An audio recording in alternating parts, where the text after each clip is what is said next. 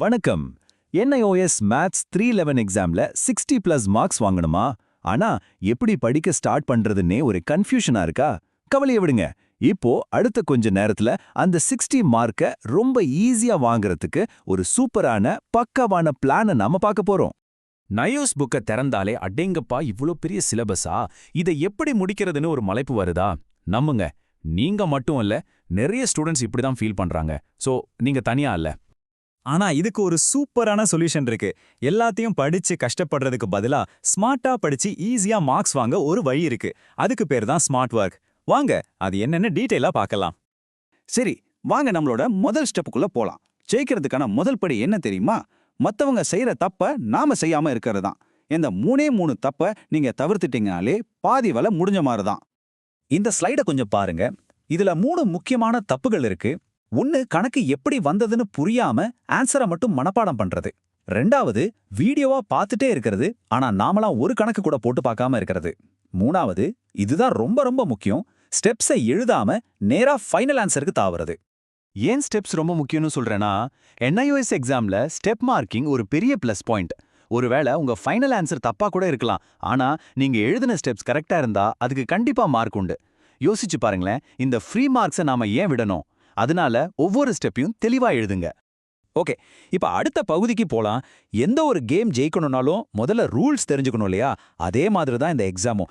இதோட blue print, அதாவது question paper எப்படி இருக்கும், மார்க் சிஸ்டம் என்னன்னு புரிஞ்சுக்கிட்ட நம்ம ப்ரிப்பரேஷன் ரொம்ப கிளியரா இருக்கும். முதல்ல பாஸ் பண்றதுக்கு என்ன தேவைன்னு சிம்பிளா பார்த்துடலாம். தியரி பேப்பர்ல, அதாவது எழுத்து தேர்வுல 80க்கு மினிமம் 27 எடுத்தாகணும். உங்க தியரி மார்க்கையும் TMA மார்க்கையும் சேர்க்கும்போது மொத்தம் 100க்கு 33 வந்தா நீங்க பாஸ். இவ்வளோதான் கணக்கு. இப்ப ரொம்பவே ஒரு இன்ட்ரெஸ்டிங்கான விஷயத்துக்கு வருவோம். இந்த ஸ்லைட பாருங்க. உங்க கொஸ்டின் பேப்பர் எப்படி இருக்கும்னு நினைக்கிறீங்க? 30% ரொம்ப ஈஸியாவும் 50% ஆவரேஜாவும் தான் இருக்கும். கஷ்டமான கேள்விகள்னு பார்த்தா அது வெறும் 20% மட்டும்தான். அப்போ இதுக்கு என்ன அர்த்தம்? ரொம்ப சிம்பிள். உங்க கொஸ்டின் பேப்பர்ல 80% கேள்விகள் நீங்க ஈஸியா அட்டென்ட் பண்ற மாதிரி தான் இருக்கும். இதுவே உங்களுக்கு ஒரு பெரிய கான்ஃபிடன்ஸ் கொடுக்கணும். அந்த 20% கஷ்டமான கேள்விகளை நினைச்சு கவலைப்படாம இந்த 80% டார்கெட் பண்றது தான் புத்திசாலித்தனம். சரி, இப்ப நாம எல்லாருமே வெயிட் பண்ணிட்டு இருந்த அந்த முக்கியமான பகுதிக்கு வந்தாச்சு. இதுதான் நம்மளோட கேம் சேஞ்சர் ஸ்ட்ராட்டஜி. ஹார்ட் ஒர்க்கை விட எப்படி ஸ்மார்ட் ஒர்க் பண்ணி 60+ மார்க்ஸ் அள்ளுறதுன்னு இப்ப பார்க்கலாம். இந்த ஸ்ட்ராட்டஜியோட சீக்ரெட் ரொம்ப சிம்பிள்ங்க. எல்லா சாப்டரையும் அரைக்குறையா படிக்கிறதுக்கு பதிலா எந்த சாப்டர்ஸ்ல இருந்து அதிகமா மார்க்ஸ் வருதோ அதை மட்டும் நல்லா ஆழமா முழுசா படிக்கிறது. இந்த டேபிளை நல்லா கவனிங்க. Algebra part 2, calculus, vectors and 3D, அப்புறம் லீனியர் ப்ரோக்ராமிங். இந்த 4 மாடியூல்ல இருந்து மட்டுமே உங்களுக்கு 73 மார்க்குக்கு கொஸ்டின்ஸ் வருது. இப்ப தெரியுதா நம்ம கவனம் எங்க இருக்கணும்னு? ஆமா, நீங்க பார்க்கறது கரெக்ட் தான். வெறும் இந்த 4 முக்கியமான மாடியூல்ஸ்ல மட்டும் நீங்க கான்சென்ட்ரேட் பண்ணாலே போதும். 60க்கு மேல மார்க் வாங்குறது ரொம்ப ரொம்ப சுலபம். இதுக்கு பேர் தான் ஸ்மார்ட் ஒர்க். சரி, என்ன படிக்கணும்னு தெரிஞ்சிருச்சு. ஆனா அடுத்த கேள்வி, எந்த ஆர்டர்ல படிக்கிறது? இது ரொம்ப முக்கியம். குறிப்பா மேத்ஸ் கொஞ்சம் கஷ்டமா இருக்குன்னு நினைக்கிறவங்களுக்கு. கரெக்டான ஆர்டர்ல படிச்சா உங்க கான்ஃபிடன்ஸ் ஆட்டோமேட்டிக்கா பூஸ்ட் ஆகும்.